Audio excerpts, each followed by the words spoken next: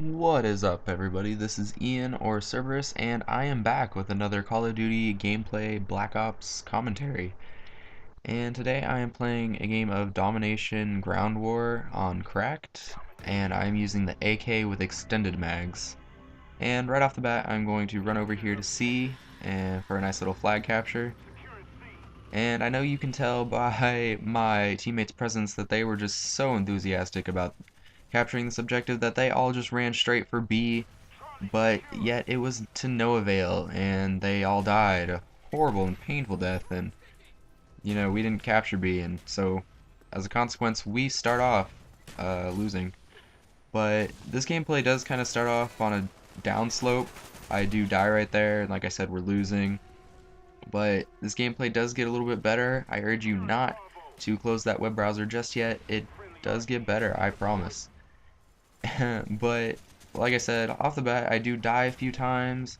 It does start off pretty poorly for me, but then towards the middle, I do get a little bit more campy. I do get a little bit more defensive, and call it what you will, but it doesn't turn out too bad for me. I think I end up with a score of 51-7, if I'm not mistaken, and that's not too bad. It's not too awesome, but I thought I would just upload this gameplay and see what you guys think and get your feedback.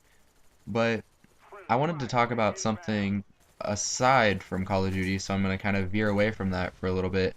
I wanted to talk about something that has come to be pretty unique about Call of Duty and always has been, and it's come to be kind of a signifier of the Call of Duty franchise. And I'm talking, of course, of the perks. And in this game, I wanted to bring it up just because in this game I think perks make a hell of a difference, and a lot of people oversee the perks, and they don't think that it's that big of a deal in which perks you choose. And in this game, for instance, I have Scavenger, Harden, and Hacker. And although Hacker doesn't come in handy, Scavenger does give me a lot of ammo, and it does keep me alive through a lot of the gameplay, even though I did just die like 3 times in a row. But the big thing is my secondary perk, Hardened. And I think that, when you're playing games and you're playing maps, you need to, as someone that's going to be enlightened about Call of Duty, you need to be able to choose your perks wisely. And in this game, for instance, although the walls aren't super porous, they're not super thick either. And so I knew that by selecting this gun, this AK with Hardened, I would get a lot of kills. Just right there, I killed that guy almost every bullet I just hit that guy was with Hardened. And if you don't know what Hardened does, it just increases your bullet penetration, so you can shoot people through stuff a little bit more. You can get a little bit more bullet penetration, and you can stay behind cover a little bit more, and you can get wall bangs and yada yada yada.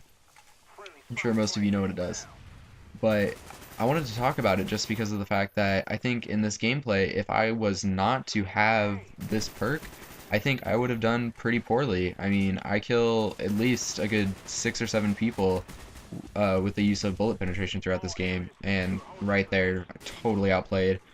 Did not even see that guy. I totally got owned. But, moving on, guys. But yeah, I just think a lot of people overlook that, and as someone that plays Call of Duty and someone that looks to always improve themselves, I think you guys should try those different perks, or try Hardened. I totally encourage it. It's an awesome perk if you're someone that's playing on those smaller maps, especially, for you Modern Warfare 2 players. Scrapyard is a great example. Thin walls, all airplanes, aluminum, easy to shoot through. You get a lot more kills that way. And Black Ops, a level even like Nuketown. I mean, you can shoot through almost anything in Nuketown. But going on to a different topic, right here, you can see that I'm in their base and I'm flanking around to C, and I'm not going into their spawn, as they're going to spawn over where you saw that claymore right there. Another reason perks are awesome, Hacker. But as you can see, I'm kind of moving into their spawn. I'm trying to keep them in their spawn. We had A and B, and as you can see, my teammates just captured that C flag, and that's kind of something else I wanted to talk about in this commentary, that I think when you're playing Domination, it's really important to just not cap all 3 flags. Although it's really cool if you can do it, you know, show off to your friends. That's cool, I guess. But if you're really looking to win and you're really looking for great scores, I think capping all 3 flags is a really bad idea. It forces people to spawn randomly, and it ends up with your team getting flanked and you yourself getting flanked, and it's just not a good time. And you know, I urge you, if you're playing Domination, don't cap all 3 flags. It's a bad idea. Instead, as an alternative, you want to stay outside of their spawn. You want to, you know, go around the perimeter of their spawn like I was earlier before I died, and right now I'm kind of up against that B line, and I'm not going into their base, but I'm keeping them away from B, and that's going to help your team out a lot more than just capping all 3 flags. And really, guys, it might seem like I'm being kind of selfish on this side and this aspect. You know, I'm telling you to not get the max amount of points as fast as you can, but it's not really, it's kind of skewed, it's different. Got a little nice hardened kill there. But as opposed to, you know, defending 3 flags, now you're only having to defend 2. And if you can get in a whole team, granted, you're going to be playing with randoms, but if you can get a whole team to, you know, agree on defending just these 2 flags, you're going to be much better off than splitting a team over 3 flags. And this part of the game is kind of where I was talking about camping a little bit. I do apologize for that if, you know, you think I'm camping, but it does happen, and after all, I am defending the flag, if that's any excuse.